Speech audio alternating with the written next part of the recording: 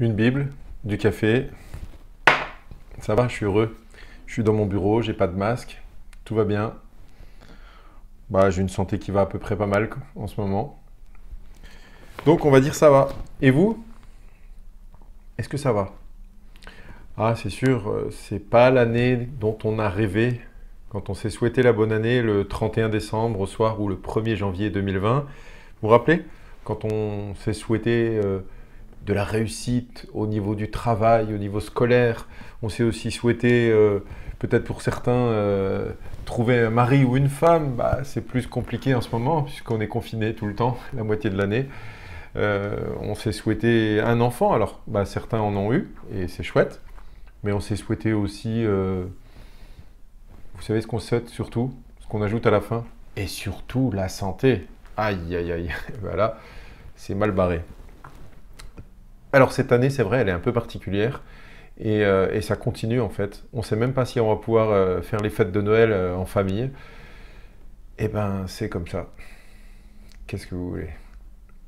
Alors, dans toutes ces difficultés, on pourrait se poser une question, et il y en a beaucoup qui se la posent. Mais que fait Dieu dans tout ça? Je rencontre souvent des gens qui me disent que quand ils étaient petits, ils étaient très croyants. Ils allaient à l'église souvent. Et même parfois, certains disent, mais tous les soirs, je priais. Il y en a qui précisent même le mode opératoire. Ils disent, tous les soirs, je me mettais à genoux et je priais le bon Dieu. Ah, ok. Et maintenant? Maintenant, tu sais, avec ce que j'ai vécu, les épreuves, les difficultés, les maladies, les guerres, enfin toutes sortes de choses qui font que c'est plus difficile de croire en Dieu.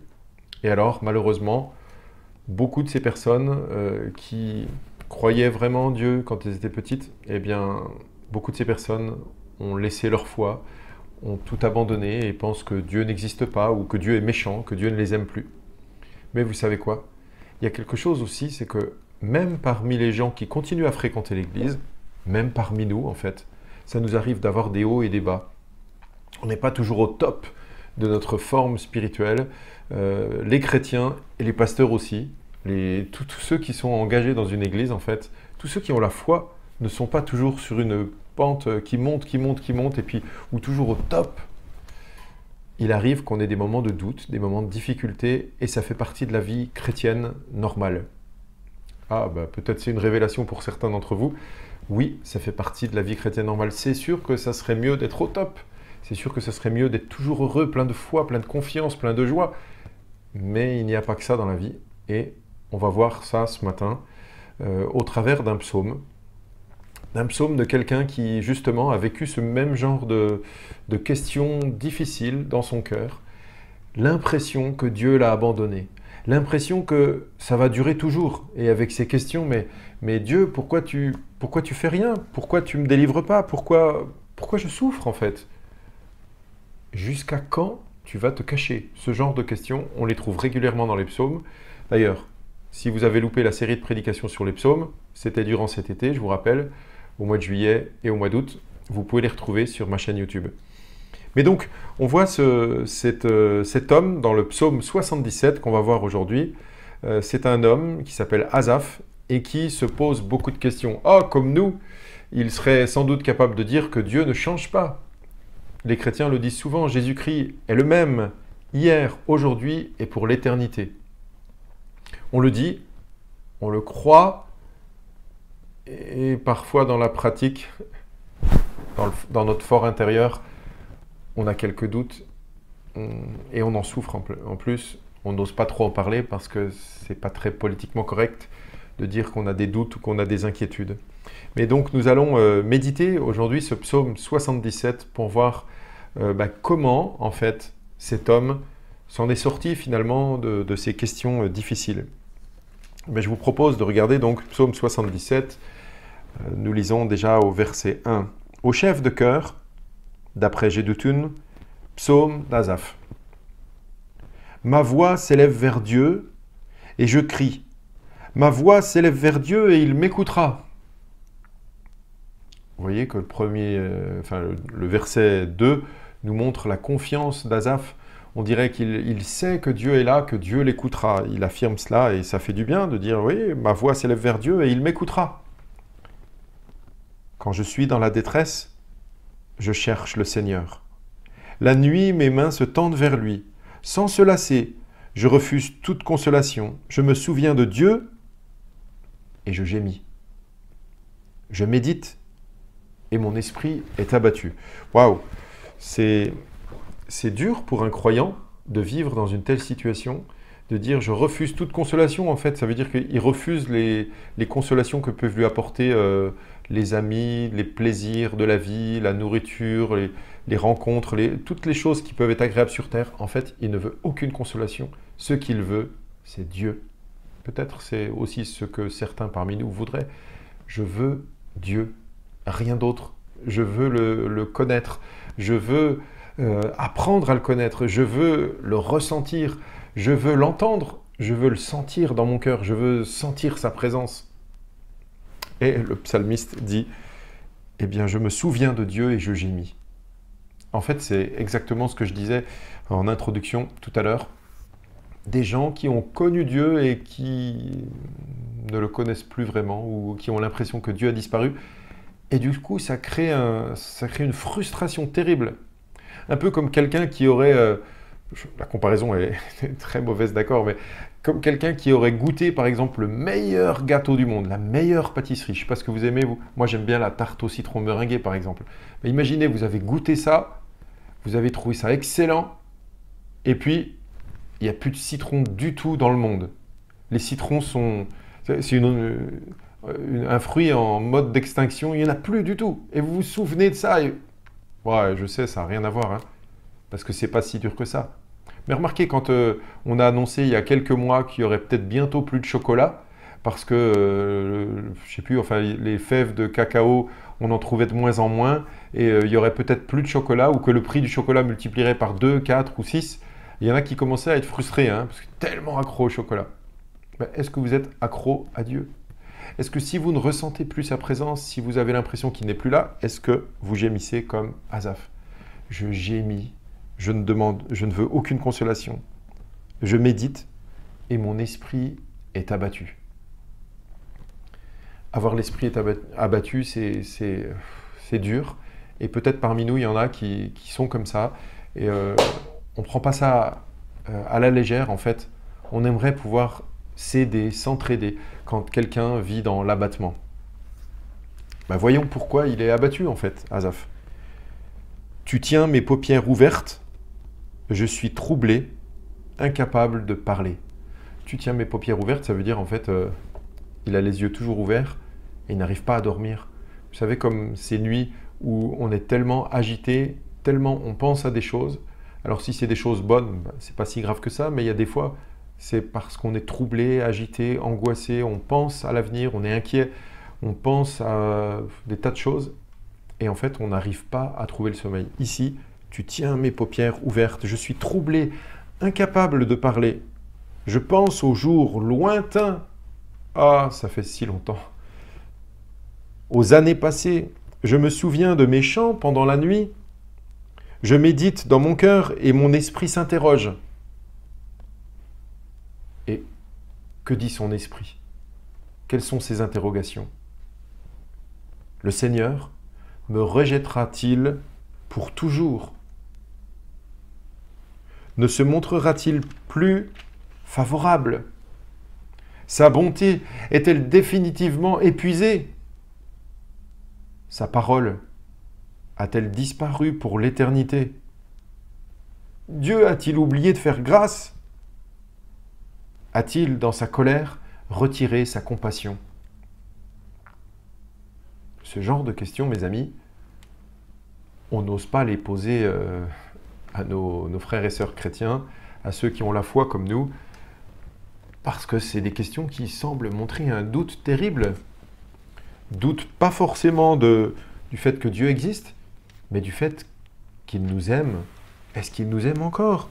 Vous entendez ces questions? Le Seigneur me rejettera-t-il pour toujours? Ce sentiment d'être abandonné, rejeté, alors que la parole de Dieu nous dit que Dieu nous aime, qu'il nous aime comme la prunelle de ses yeux, que si ton père et ta mère t'abandonnaient, bien même le Seigneur ne t'abandonnerait jamais. Il y a plein de paroles réconfortantes dans la Bible qui sont là pour nous rappeler que Dieu ne nous rejettera pas, mais on peut quand même avoir ce sentiment, comme ce croyant, Asaph, ce sentiment d'être rejeté par Dieu, à cause de la dureté de l'épreuve, à cause de la solitude, à cause des maladies, à cause du stress, de l'angoisse, à cause de la maladie, peut-être maladie psychique. On peut avoir l'impression que Dieu nous rejette. Et on a l'impression que Dieu nous rejettera toujours. Et c'est angoissant, c'est terriblement angoissant. Comme quelqu'un, par exemple, qui se poserait la question, mais est-ce que Dieu me rejettera jusqu'au bout? Ce sentiment d'être rejeté par lui, d'être ignoré de lui, je l'ai maintenant, mais est-ce que ça va durer toute ma vie? Si je vis encore 10 ans, 50 ans, ou pour les plus jeunes d'entre nous, 80, 90 ans, est-ce que ce sentiment d'être rejeté par Dieu va durer toujours? Et est-ce que ça va me poursuivre dans l'au-delà? Est-ce que Dieu me rejettera ou est-ce qu'il va m'accepter? Est-ce que Dieu va m'envoyer en enfer ou est-ce qu'il va me garder avec lui dans son paradis? Ce sont des questions terribles. Ne se montrera-t-il plus favorable? Ah, plus. C'est que le psalmiste Asaph a connu Dieu. Dieu était favorable. Dieu était avec lui. Il le savait, mais il l'a expérimenté surtout. Et mes amis, si parmi nous, il y a quelqu'un qui n'a jamais expérimenté la bonté et l'amour de Dieu, alors il faut s'en approcher et le goûter. Mais le pire, c'est ceux qui ont goûté et qui n'y goûtent plus. Ceux qui savent ce que c'est et qui en sont frustrés et qui refusent toute consolation et qui se disent « mais moi, je veux cela, je ne veux pas autre chose ». Malheureusement pour nous, aujourd'hui, nous ne sommes pas dans la même situation qu'Asaph. Parce que lui refusait toute consolation, mais si on compare les consolations que pouvait avoir Asaph et celles qu'on a aujourd'hui, eh bien mes amis, il y a beaucoup de différences. Vous voulez être consolé aujourd'hui? Il y a beaucoup plus de rayons pour acheter de l'alcool. Il y a de la drogue qui court partout dans les rues. Enfin, moi, j'en vois pas, mais je sais très bien que devant les collèges, devant les lycées, dans certains quartiers, on trouve de la drogue. Vous voulez de la consolation? Vous avez un téléphone portable avec un accès Wi-Fi, mais vous pouvez avoir de la consolation tout le temps. Vous pouvez regarder des vidéos, des films, des séries, des petites vidéos. Vous pouvez même regarder des youtubeurs. Il faut les regarder de temps en temps.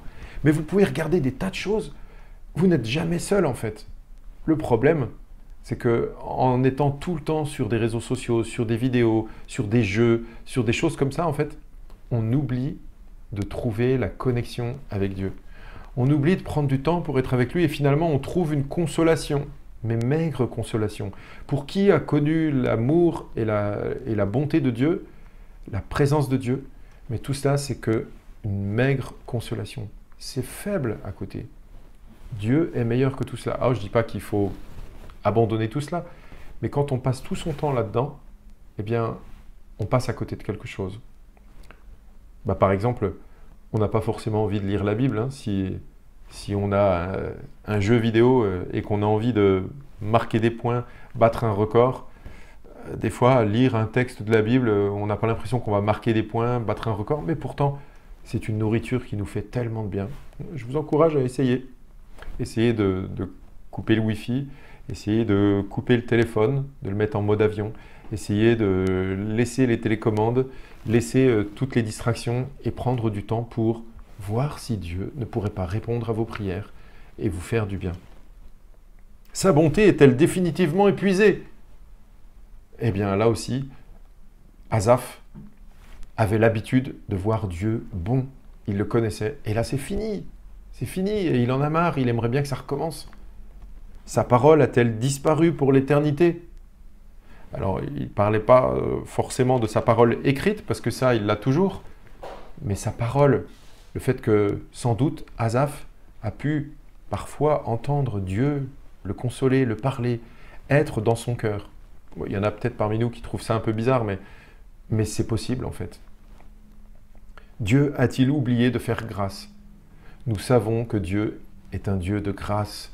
Il pardonne le pécheur, il pardonne le coupable, il pardonne l'ennemi, il pardonne le tueur, il pardonne le criminel. Regardez sur la croix, il y en a un qui s'est repenti. Dieu est un Dieu de grâce, nous le savons, et nous pouvons le dire pour les autres. Quand quelqu'un a péché et se sent tellement mal, on peut lui dire que Dieu peut le pardonner s'il se repent. C'est facile de conseiller et consoler les autres, mais parfois c'est plus difficile. Qui parmi nous n'a pas déjà eu ce sentiment d'être rejeté de Dieu et de ne plus oser lever les yeux au ciel, de ne plus oser s'adresser à Dieu parce qu'il se sent coupable? Eh bien, il n'y a pas 36 solutions.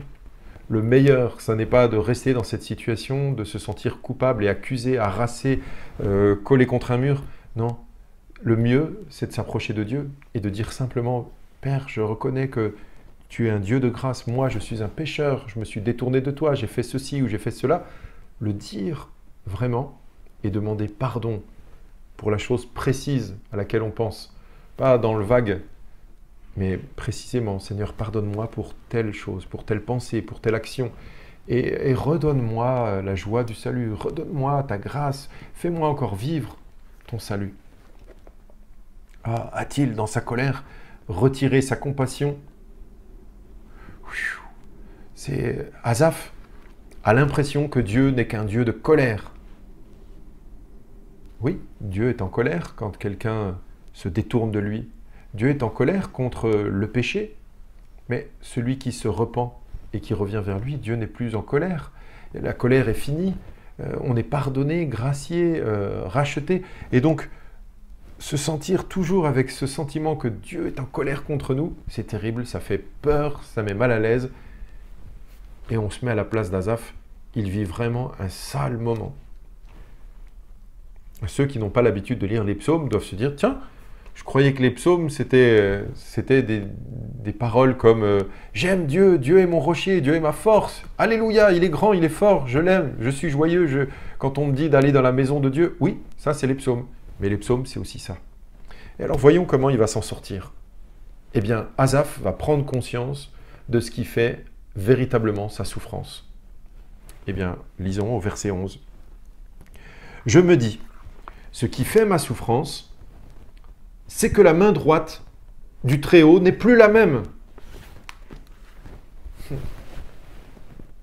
Je me rappelle la manière d'agir de l'Éternel. Oui.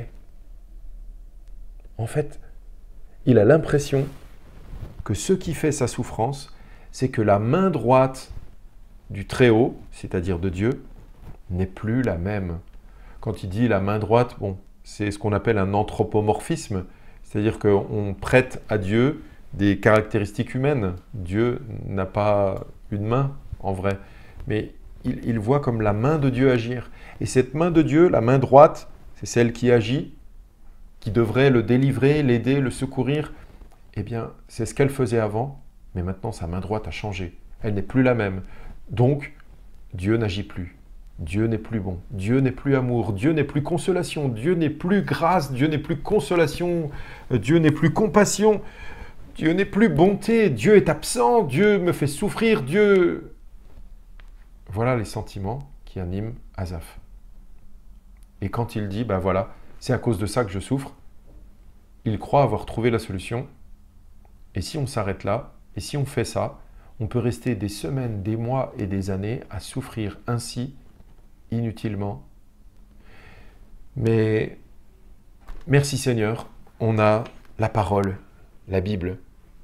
Et si on la lit, si on la médite jour après jour, on y trouve des enrichissements, des consolations et des conseils extraordinaires.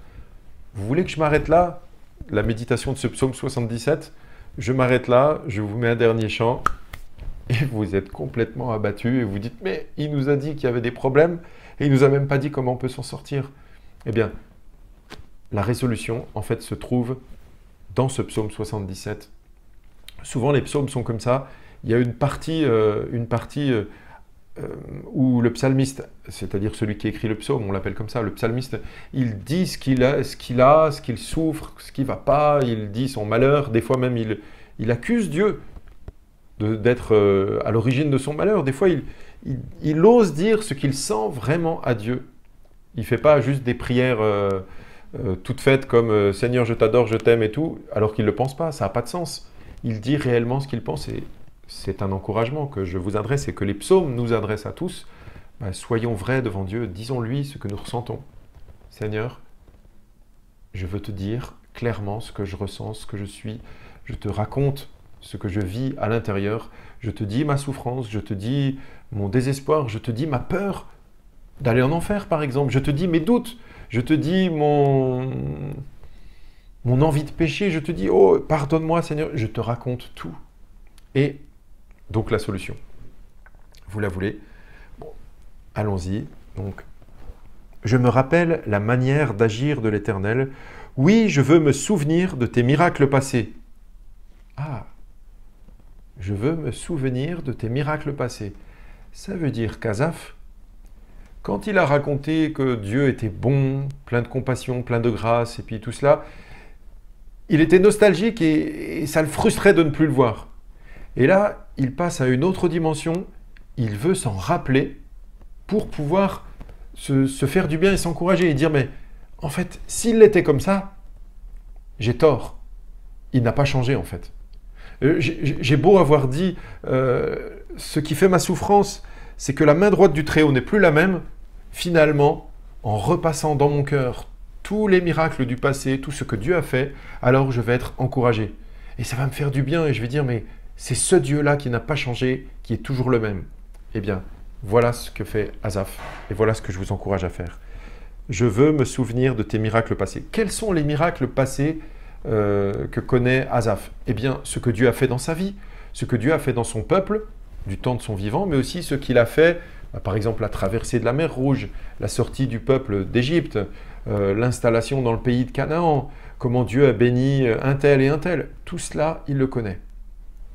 Et ensuite, je réfléchis à toute ton activité, je veux méditer tes hauts faits. Ô Dieu, tes voies sont saintes.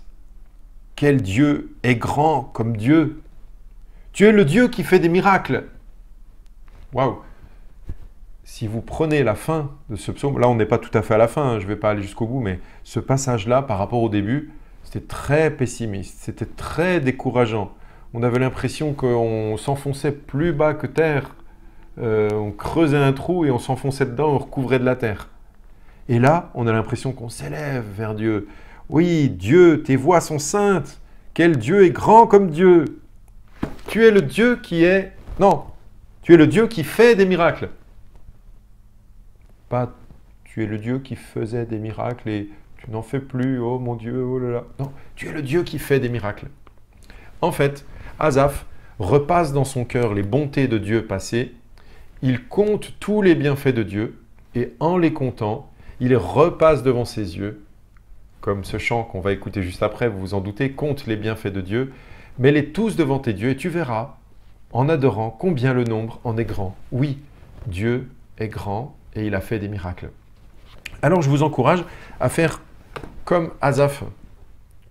Est-il possible que vous puissiez prendre un peu de temps pendant le chant qui va suivre, de compter vous aussi les bienfaits de Dieu, de vous rappeler et de le raconter peut-être à quelqu'un, ça peut vous encourager. Raconter à quelqu'un un bienfait de Dieu. Oh, bah tiens, je vais le faire avec vous. Et puis comme ça, je vous donne l'occasion d'en entendre des bienfaits de Dieu. Et vous pourrez aussi le faire avec votre conjoint, vos enfants, vos parents, vos amis. Prenez le téléphone. Allô, tiens, je vais te raconter moi. Tu sais, Stéphane, il a raconté des choses, il nous a encouragés à compter et raconter les bienfaits de Dieu. Eh bien, j'ai envie de t'en raconter. Voilà ce qui s'est passé dans ma vie, en telle année, ou tel jour, ou quand j'étais petit, quand j'étais grand, enfin peu importe quand, mais raconter les bienfaits de Dieu. Et vous verrez, ça vous encouragera et ça encouragera d'autres. Eh bien, moi, je vais vous en raconter deux. Une fois, par exemple, j'étais au Burkina Faso pendant 2 ans pour être prof de maths pendant la coopération. C'était dans le collège protestant de Ouagadougou. Et là, j'avais une moto. Et un jour, je monte sur ma moto. Et vous savez, là-bas, il y avait beaucoup de vélos et de scooters, de petits scooters. Et moi, j'avais une moto. J'avais 22 ans, entre 22 et 24 ans. Et j'étais fier au feu rouge d'attendre. Puis là, bam, bam, bam. Et quand le feu passait au vert, en général, bam. C'est qui était en tête? C'est Bibi. J'étais toujours le premier, le plus rapide, et j'arrivais au feu suivant et j'attendais les autres et bon, je faisais un peu mon cacou, hein. Voilà. Et un jour, une seule fois, alors bon, il y en a qui vont trouver ça bizarre, mais c'est pas grave.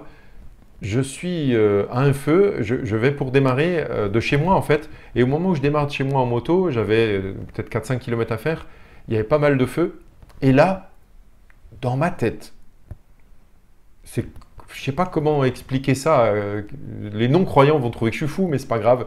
Dans ma tête, il y a une petite voix qui me dit, est-ce que c'est ma conscience, est-ce que c'est Dieu? En tout cas, moi, sur le moment, je prends ça comme un avertissement, je prends ça comme Dieu me parle. J'entends pas avec mes oreilles, mais dans ma tête, dans mon cœur, il y a cette voix qui parle, qui me dit, fais attention, va pas trop vite, fais attention. Puis plusieurs fois comme ça, à tel point que je me dis, mais faut que j'en tienne compte quand même. Et à chaque feu, au lieu de faire comme d'habitude, de démarrer en trombe, et bien là, j'étais avec cette petite voix dans ma tête, fais attention. Et j'ai démarré normalement, en fait. Donc, bien moins rapidement que d'habitude. Et à un feu, il y a quelqu'un qui était en scooter, un papy, là, qui discutait sur le trottoir, qui était arrêté sur le côté. Et sans regarder, il s'est mis à accélérer d'un coup et à couper la route. Donc, traverser la route de manière perpendiculaire, comme ça, pour revenir dans l'autre sens. Et moi, j'arrivais comme ça. J'étais au feu. Et en fait, j'ai démarré. Et là, il est venu devant moi. Et je me suis retrouvé avec une figure de style en moto. Vous voyez, avec les deux roues, la roue avant, la roue arrière.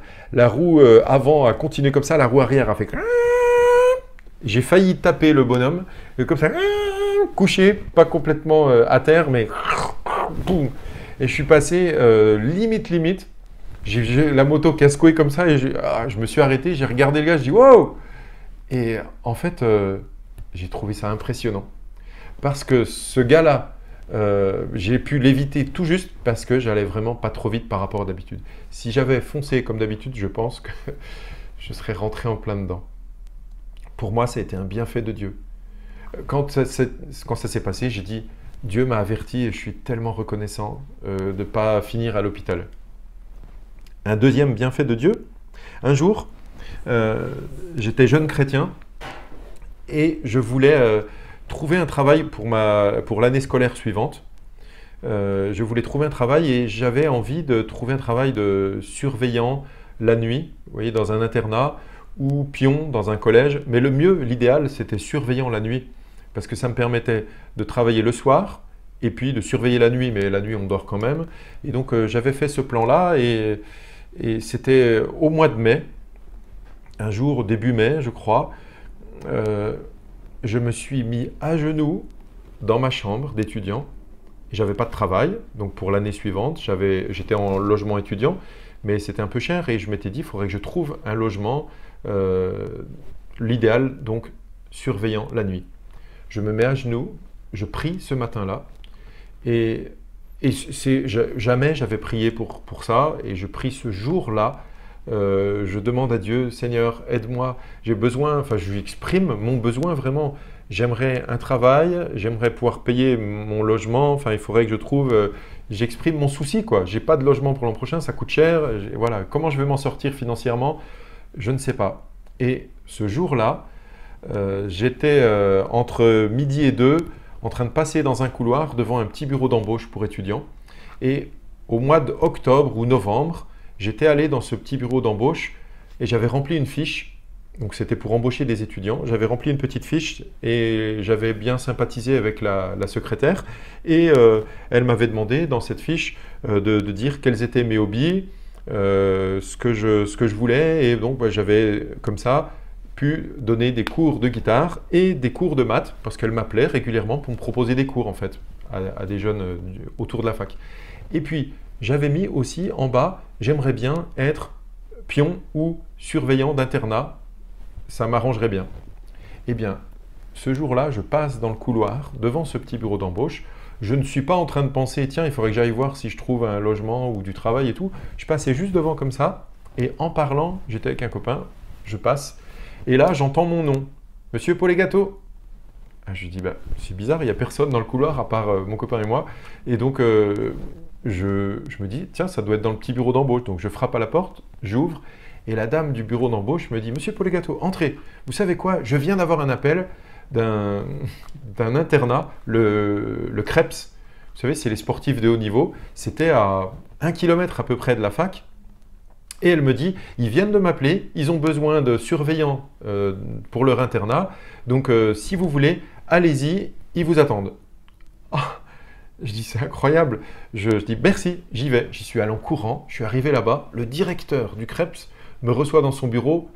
Il m'a regardé avec des yeux comme ça. Il dit, mais comment ça se fait que vous êtes déjà là? Je viens à peine d'appeler. Ben, je dis, je passais devant le bureau et ma petite étoile m'a bien aidé parce que la dame m'a reconnu, elle m'a appelé, elle m'a envoyé. Donc ce monsieur m'a embauché, j'ai été maître d'internat, j'ai pas eu à payer de logement puisque j'étais logé gratuitement. Je travaillais, je crois, 2 soirs par semaine. Et puis la nuit, bien sûr, je surveillais, mais j'avais tous mes repas qui étaient assurés pour toute l'année. Petit-déj, midi, soir. Quand je mangeais sur place, c'était génial, c'était très bon. Il y avait un super cuistot qui était sympa avec moi, qui me mettait des petits plats, des petits gâteaux et tout, c'était super cool.